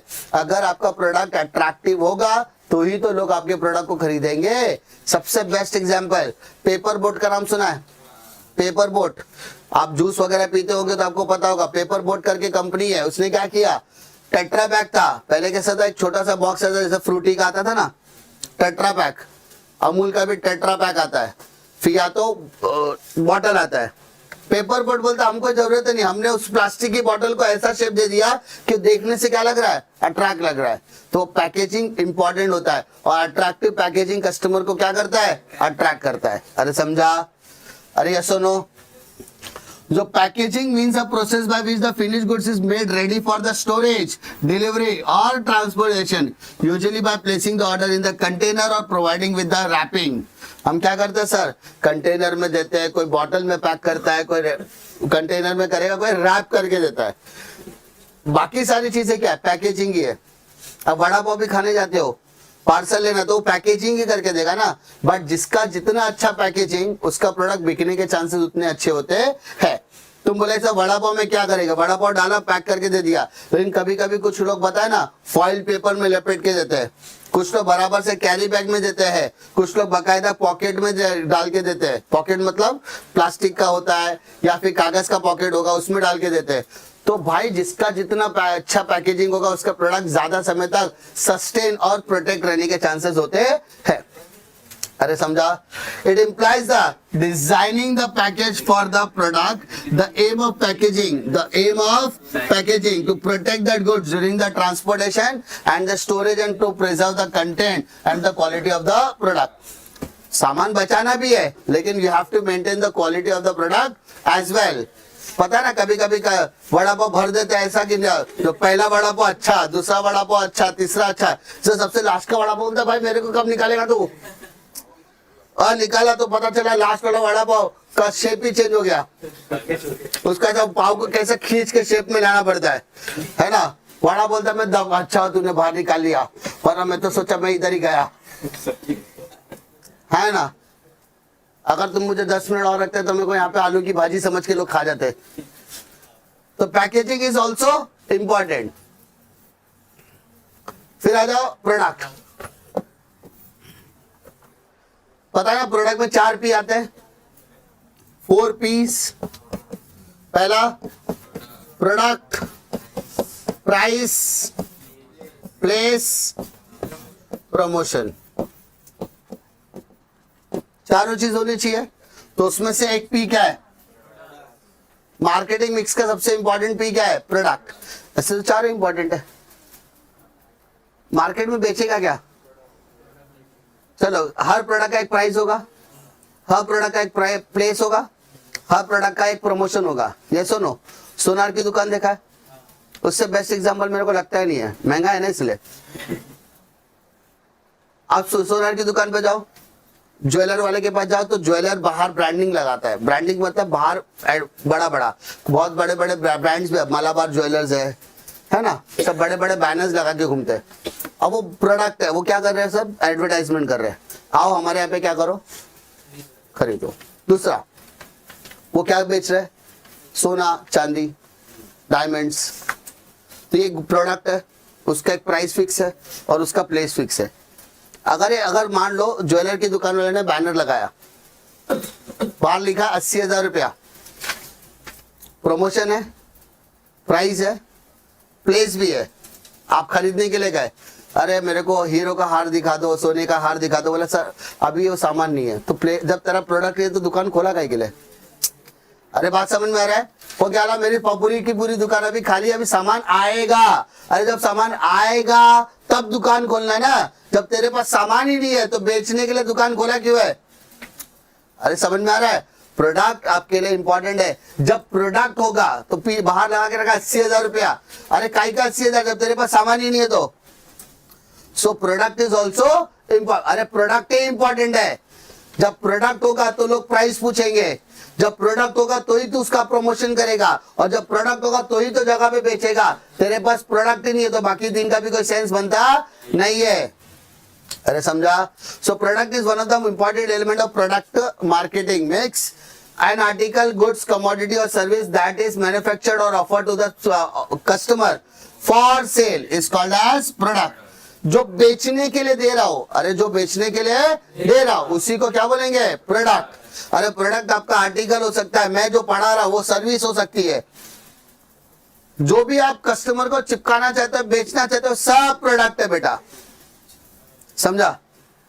It has a capacity to satisfy the desire of the customer। अरे कस्टमर का डिजायर क्या हो रहा है? सेटिस्फाई करना चाहिए, उसकी जरूरत पूरी होनी चाहिए। The need of the customer should be fulfilled।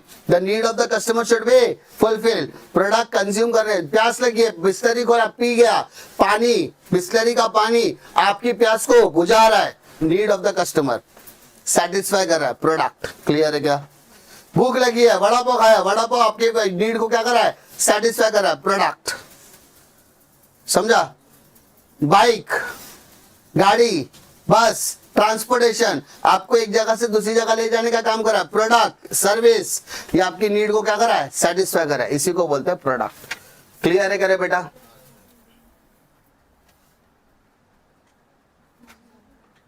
ये भी हो गया।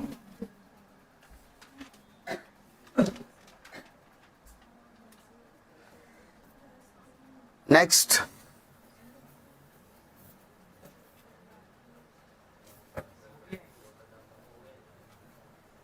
एक मिनट जस्ट चेक कर लो कुछ छूटा।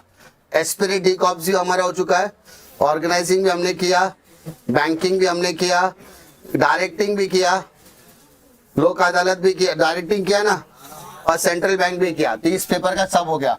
कितना अच्छा है देखो। देखो मेजॉरिटी चीजें रिपीट ही तो हुई है। मेरे बोलने का मतलब यही है ना।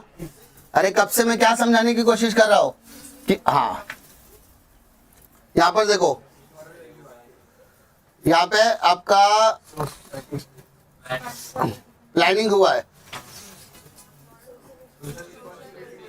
सोशल रिस्पॉन्सिबिलिटी भी हो गया है, बाकी 4 बाकी है।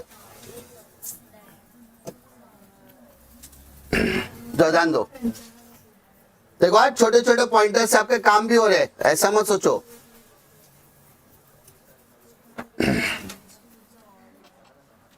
नाउ वर्ड फैटिग, एवड़ा फैटिग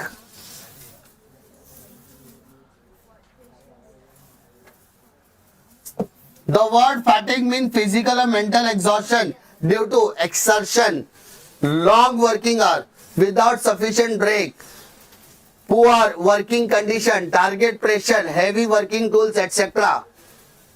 अरे बेटा जब आप कहीं पर काम कर रहे हो, अरे आप कहीं पर क्या कर रहे हो? काम कर रहे हो, है ना, आपका वर्किंग टाइम बहुत ज्यादा है, आपको बहुत प्रेशर देके काम किया जा रहा है। ऐसा होता है कि नहीं होता है? आपने सुना होगा कॉर्पोरेट लाइफ सक्स। जिस भी बंदे से बात करो कॉर्पोरेट लाइफ के बारे में, ठीक है, मेरी एक फ्रेंड है, उसको मैंने कॉल किया, भाई छुट्टी है, फ्रेंड की शादी में आने के नहीं आना है, बोलते नहीं आ सकती। बोला क्यों? बोला देखो तो पता है कॉर्पोरेट लाइफ सक्स। मेरा मतलब क्या होता है? बोलते यार ये इतना जिंदगी हराम कर दिया ना, 8 घंटा बोलते हैं, 18 घंटा काम कराते कभी कभी, बोले हफ्ते में 2 दिन छुट्टी भी है, बोले वो नाम के लिए होता है, मतलब पैसा तो कमा रही है ना, बोलते बहुत पैसा आ रहा है, इतना आ रहा है कि बाजेला रूम भाड़े पे लिया है पैसा रखने के लिए, बोले लेकिन ऐसा पैसा लेके करना क्या है। सो यहाँ पे मेंटल मतलब मेंटल प्रेशर ज्यादा है, टारगेट का प्रेशर है, वर्किंग कंडीशन प्रॉपर नहीं है, पता चला ऑफिस में का लाइट नहीं है, बोला जा रहा है बैठ के काम करो, अरे लाइट नहीं काम कैसे करेगा, नहीं करो, पसीना टपक रहा है चलेगा करो, बोले सर आज लाइट नहीं है तो पीसी चलेगा नहीं, अरे नहीं चल रहा तो एक काम करो कॉलिंग करो अपने मोबाइल फोन से, अरे बोला मैं आईटी का डिपार्टमेंट है मेरे को कॉलिंग पे बैठा दिया, बोले नहीं टारगेट अचीव करना पड़ेगा, समझा। वर्किंग कंडीशन आपके लिए पैथेटिक कर दिया जाए, आपको लगातार काम कराया जाए, ब्रेक ही ना दिया जाए, आपको जो किसी चीज के लिए ब्रेक नहीं मिल रहा है, खाने पीने के लिए भी ब्रेक नहीं मिल रहा है, ये सारी चीजें क्या है फैटिक के अंदर आती है। Fatigue is a common complaint related to health issue. Simple सी बात है, तुमको अगर प्रेशर से काम करेगा तो तुम्हारा हेल्थ अच्छा रहेगा क्या, नहीं, हेल्थ इश्यूज आएंगे। So it is a different from the sleepiness and drowsiness which describe the need of for sleep. It reduces the efficiency of the workers and create adverse effect on their health. लगातार काम करने से लेजीपन आता है, नींद आती है, लेकिन तुम उसको आराम करने नहीं दे रहे हो। जब वो आराम नहीं करेगा तो काम दिल लगा के करने वाला नहीं है, और जब वो दिल लगा के काम नहीं करेगा, in that case what will happen, efficiency आएगी नहीं, और एफिशिएंसी नहीं आएगी तो रिजल्ट भी आने वाला नहीं है। अरे मैं कितना भी पढ़ाऊं तुमको नींद आ रही है, क्या करेगा तू, ठीक है, नीड तू पेपर लिखने 11 बजे से लेके 2 बजे तक पेपर लिखने के लिए बैठा है, तू मन लगा के पेपर लिख रहा है, अच्छी बात है, 12:30 1 बजे के तेरे को नींद आने लगी, तू पेपर लिख पाएगा क्या, नहीं लिख पाएगा। ये सिचुएशन को बोलते हैं फैटिक स्टडी, समझा। उसके बाद प्लानिंग, प्लानिंग तो पता है ना रे, planning is a basic function of management, पहला पॉइंट सब में ये लिखना है। Planning is a deciding advance what to do, how to do, when to do and who to do it. Planning एक ऐसी एक्टिविटी होती है जिसके अंदर क्या करना है, कब करना है, कैसे करेंगे, कौन करेगा, ये 4 क्वेश्चन के आंसर मिलने चाहिए। कल वैलेंटाइन डे है, फिर से याद दिला दिया सर, अरे है ना, फिर से याद दिला दिया सर, है ना सर, कल वैलेंटाइन डे है, तुमने को बहुत सारी प्लानिंग की होगी, मैंने भी प्लानिंग किया है, मेरा भी प्लानिंग है महा रिवीजन कर लेने का है, हाँ ये मेरा प्लानिंग है। व्हाट टू डू, महा रिवीजन लेना है, व्हेन टू डू, कल लेना है, कैसे लेंगे, सारे इंपॉर्टेंट क्वेश्चंस लेंगे, ठीक है, who is to do it, मैं लेगा। तो 4 question, what to do, when to do, how to do and who is to going to do the, तो ये 4 चीजों का आंसर ढूंढ लेना क्या कहलाता है सर, प्लानिंग कहलाता है। अरे समझा, अरे हाँ ना, देखो रीड करोगे तो आपको वही आंसर देखने के लिए मिलेगा। कम्युनिकेशन पता है बेटा, next question, communication, what is communication, exchanging of, हम बातचीत कर रहे हैं, एक्सचेंजिंग ऑफ थॉट्स, विचार, है ना, exchanging of what, thoughts, ideas, facts, figures, information from one person to another person is called as communication. अरे communication is a process. अरे क्या बोला, communication is a process. क्या चाहिए sir, exchanging of thoughts, ideas, ठीक है, facts, figures, ये सारी चीजें क्या बोलते हैं सर, उसको communication बोलेंगे, जिसमें एक व्यक्ति होगा जो संदेश देगा, अरे मैं दे रहा हूं, I am the sender and you are the receiver, मैं सेंडर हूं और तुम क्या हो, रिसीवर हो। सेंडर दे रहा है, रिसीवर ले रहा है, मैं जो मैसेज दे रहा हूं वो आपको समझ में आ रहा है, अगर वो मैसेज आपको समझ में आ रहा है तो वो मीडियम है, ऑनलाइन लेक्चर है, ऑफलाइन लेक्चर है, ये क्या है, मीडियम है। एंड अगर वो चीज समझकर आप थोड़ा बहुत भी रिस्पॉन्ड दे रहे हो तो वो फीडबैक हो गया, और यही आपका क्या है सर, कम्युनिकेशन है। तो कम्युनिकेशन में 5 चीजें होती है बेटा, कितनी चीजें, sender receiver, message, sender receiver message, medium feedback, sender receiver message, medium feedback, 5 चीजें होती है, समझा। मैं सेंडर, तुम रिसीवर, सेंडर और रिसीवर। मैं जो पढ़ा रहा वो मैसेज है, तुम उसको जो देख रहे हो ऑनलाइन ऑफलाइन वो मीडियम है, और बदले में तुम उसको कर रहे हो, तुम अपने को रिस्पॉन्ड, मुझे रिस्पॉन्ड कर रहे हो, उसको बोलेंगे फीडबैक। क्या बोलेंगे सर? फीडबैक। क्लियर है? सोशल रिस्पॉन्सिबिलिटी हमने किया। Moral values, sir moral value मतलब क्या सही और क्या गलत है? मॉरल वैल्यू मतलब क्या सही और क्या गलत है? Moral values are the standard of right and wrong. ए बेटा, moral values are the standard, क्या सर? क्या सही और क्या गलत है? which govern an individual's behavior and choices. Moral values may be derived by the society, government, religion or self. Moral values are based on the perception of the right and wrong. Business ethics deals with the morality of the business environment. Oh भाई साहब, क्या सही क्या गलत है? For example, Amul दूध देखा, और एक होता है प्राइवेट, जो मतलब जो अब डेयरी वाले होते हैं ना, डेयरी, वो डेयरी वाले क्या करते हैं, दूध वो भी देते हैं और अमूल का दूध भी ले हम लोग। अब यहाँ पर बात आती है कि जो नॉर्मली दूध वालों का नाम कहाँ खराब किया जाता है कि उन लोग 10 लीटर दूध में 5 लीटर पानी मिलाते हैं, तो ये मिलावट। अब मुझे पता है सारे दूध वाले तो ऐसे नहीं होते, इसका मतलब उनके अंदर मोरालिटी इशू नहीं है, उनको पता है क्या सही और क्या गलत है। जो मिला रहे दे आर मॉरली रॉन्ग, और जो नहीं मिला रहे दे आर मॉरली राइट। मतलब business is activity of doing morality, क्या सही और क्या गलत है। सही गलत में फर्क करने को कहा जाता है मॉरलिटी या मॉरल वैल्यूज। अरे क्लियर है क्या बेटा? कुछ लोग होते हैं ना मिसलीडिंग एडवर्टाइजमेंट देते हैं, अननेसेसरी ज्यादा चार्ज करते हैं। होता है ना ठंडा पानी, हम लोग बोलते हैं ना, कोई कहता है कि 40 रुपए की ठंडी की बोतल है, बोले 42 रुपए हुआ, बोला 2 रुपए का ठंडा करने का चार्ज। तो दे आर चार्जिंग, हाँ, तो वो मॉरली इनकरेक्ट है, दे आर मॉरली। अरे तुमको ठंडे का बोतल आता 25, 26, 28 रुपए का है, तुम उसमें 2 रुपए ऐड कर लो तो तुमको तो भी 10 रुपए का मार्जिन मिल रहा है। नहीं, 2 रुपए एक्स्ट्रा लेना है, किससे? कस्टमर से। और सब जगह करते। उसके बाद वो रेलवे में जाओ, 20 रुपए दोगे पानी की बोतल मिलती है, बट उसका एमआरपी 15 ही है, तो कुछ लोग 5 रुपए रिटर्न कर देते हैं, they are morally correct. But कुछ लोग जानबूझ के नहीं करते। उसको पूछा कितना बोला 20 रुपया, तुमने उसको 20 दिया, उसने 5 रुपए जेब में डाला, मॉरली इनकरेक्ट। एमआरपी से ज्यादा पैसा लेना क्या है? Incorrect. Morally they are wrong, morally they are wrong. ठीक है। उसके बाद right to consumer education, right to consumer education. चल ध्यान दो।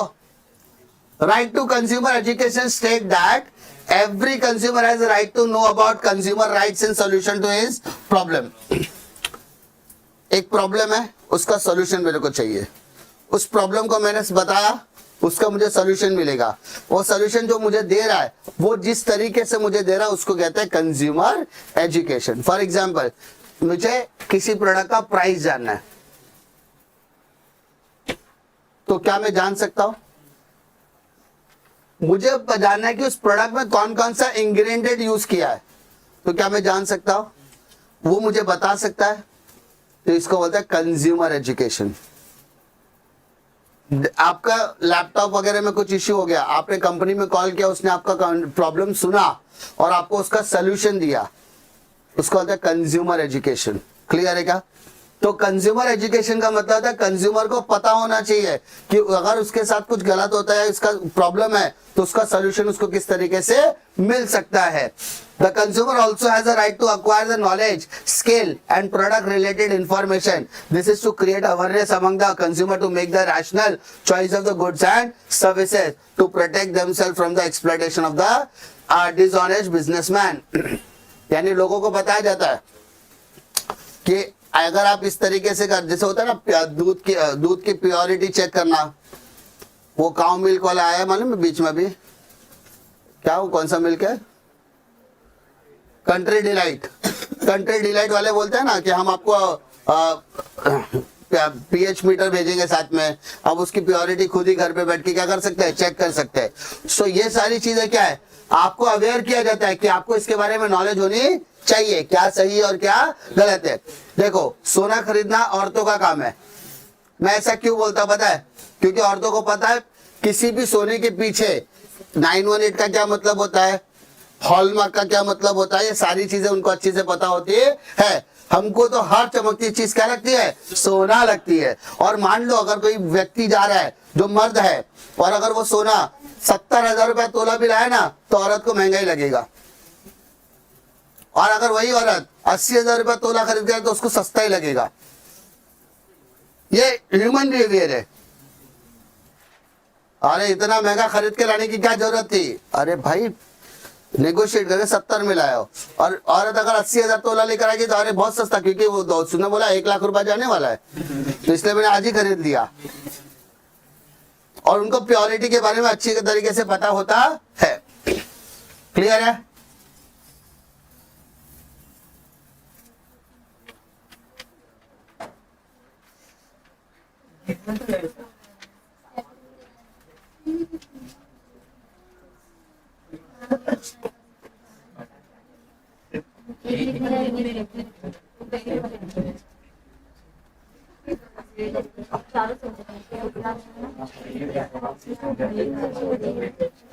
चले भाई लास्ट,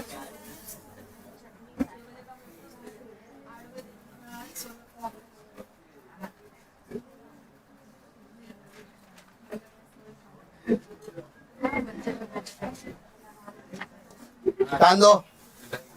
इसके अंदर कम्युनिकेशन हमने किया है ना, रिस्पॉन्सिबिलिटी भी हमारा हो चुका है एक तरीके का, corporate social responsibility, business ethics मतलब मॉरल वैल्यूज ही होगा, दोनों का आंसर सेम ही है। मार्केट, मार्केट मतलब market is a place where buying and selling of goods and services are take place.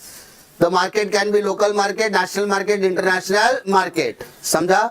Market एक ऐसी जगह होती है जहाँ पे हम खरीद फरोख्त कर सकते हैं, बेच सकते हैं, खरीद सकते हैं, जहां पर बाइंग और सेलिंग दोनों तरीके की एक्टिविटी होती है। और मार्केट एक ऐसी जगह होती है जहां पर किसी भी प्रोडक्ट या किसी भी सर्विसेज को ऑफर टू सेल किया जाता है और खरीदने वाला उसको खरीद कर जा सकता है, बदले में उसे क्या देने पड़ेंगे? पैसे। क्लियर है? राइट टू चूज मतलब क्या होता है बेटा? चॉइस करने का अधिकार। क्या करने का अधिकार बेटा? चॉइस। अरे समझा? राइट टू चूज मतलब राइट चूज करने का अधिकार। ठीक है?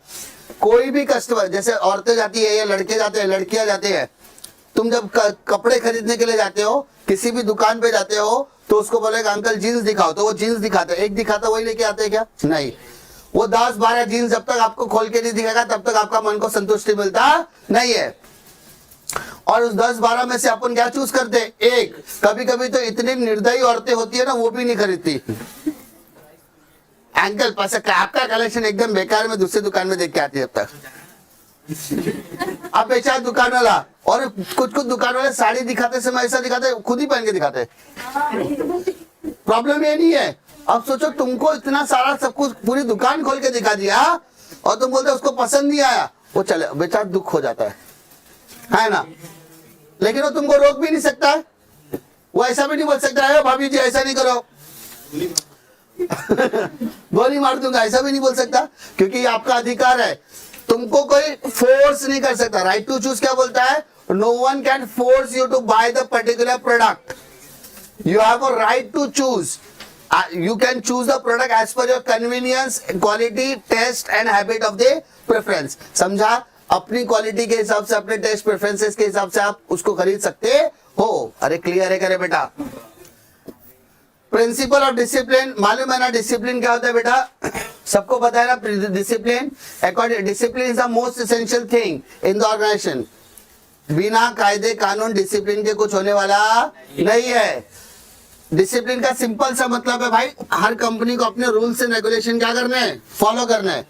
एम्प्लॉय को बोला जाता है कंपनी के रूल्स एंड रेगुलेशन फॉलो करो, टाइम पे आओ, टाइम पे जाओ। एम्प्लॉय बोलता है मैं टाइम पे आऊंगा, टाइम पे जाऊंगा, तू पहले टाइम पे पगार दे। डिसिप्लिन, जितना काम बोला उतना दे। 8 घंटे का ड्यूटी तो 8 ही घंटा करूंगा, ओवर टाइम करने का तो उसका पैसा अलग से देना पड़ेगा। तो कंपनी के अंदर के जितने भी लोग हैं सबको रूल्स एंड रेगुलेशन फॉलो करना पड़ेगा। And there should be a proper understanding between management and employ regarding the rules so that the discipline is maintain. अरे क्लियर है क्या? हाँ है ना, क्लियर है, बाकी सारी चीज हमने एक्सप्लेन समझा। अब अगर आपने 7 क्वेश्चन पेपर्स को ऑब्जर्व किया रहेगा तो मेजॉरिटी क्वेश्चंस रिपीटेटिव मोड पे थे, और जो क्वेश्चंस नहीं भी आए वो भी आप इजीली टैकल कर सकते थे, क्योंकि हमने उसको डिटेल में माइन्यूट कॉन्सेप्ट में डिटेल एक्सप्लेन किया हुआ था। क्लियर है? सो कॉन्सेप्ट में आपको वापस से बता दो, प्रीवियस ईयर के सारे क्वेश्चन पेपर्स के जितने भी सॉल्यूशंस है वो मैं आपको प्रोवाइड कर दूंगा। एप्लीकेशन पे जाने का 3 डॉट्स पे आपको मिल जाएगा, सारे फ्री स्टडी मटेरियल है। ठीक है, दूसरा इंपॉर्टेंट चीज, कॉन्सेप्ट का अलग से सारे जितना भी 7 के 7 क्वेश्चन पेपर अपलोड कर दूंगा अभी मैं ये लेक्चर खत्म होने के बाद।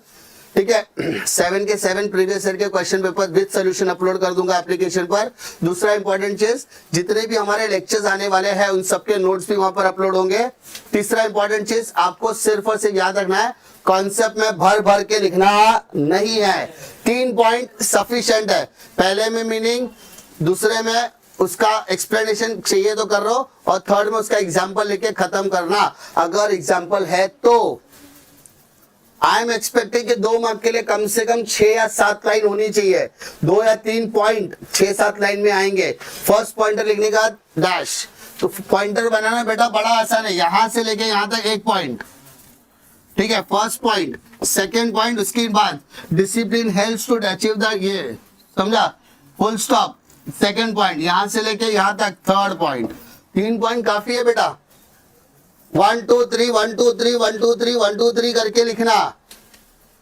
पॉइंटर्स में लिखना बहुत अच्छा लगेगा आंसर, ऐसा पैराग्राफ में लिखने की जरूरत नहीं है। फर्स्ट पॉइंट यहां से लेके सेकेंड पॉइंट और यहां से थर्ड, 3 पॉइंट काफी है किसी भी आंसर्स को एक्सप्लेन करने के लिए। अरे समझा? अरे हाँ है ना?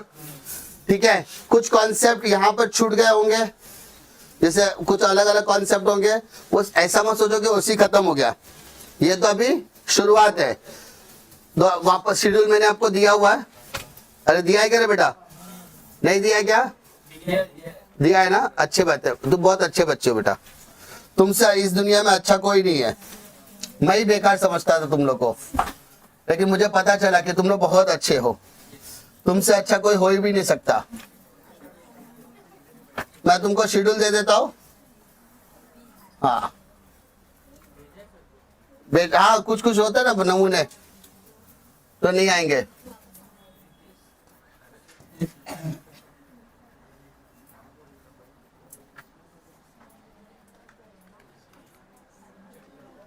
दिख रहा है?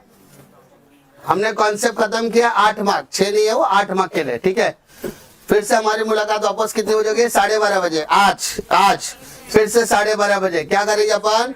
Case study. कितने मार्क कवर करेंगे? 6, 8 और 6 14 मार्क आपका कवर हो जाएगा। ठीक है, 12:30 बजे। कितने बजे है? 12:30 बजे।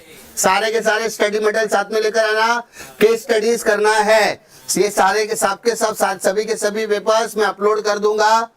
और वापस से बोल रहा हूं, जितनी भी केस स्टडीज है उसको आप शॉर्ट में एक्सप्लेन करने की कोशिश करो। Minimum 3 points, minimum 3 points, minimum 3 points. इससे ज्यादा लिखने का कोई सेंस बनेगा नहीं। ठीक है, अरे क्लियर है क्या बेटा? अरे हाँ है ना? चलो दोपहर को वापस कितने बजे? 12:30 बजे।